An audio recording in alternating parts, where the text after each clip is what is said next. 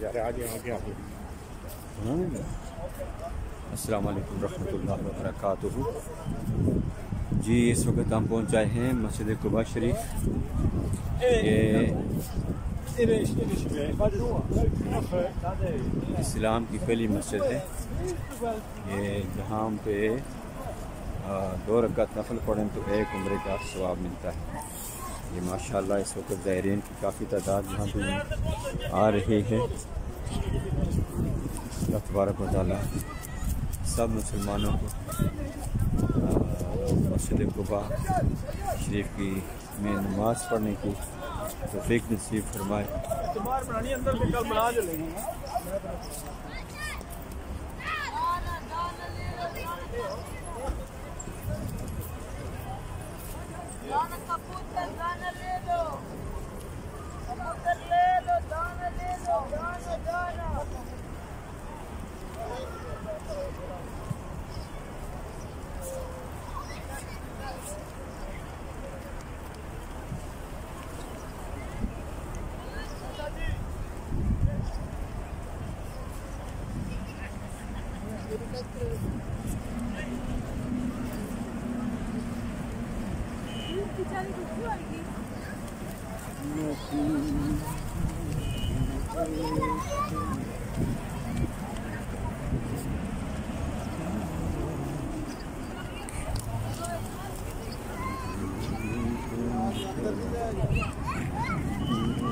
अयान बन कहाँ है?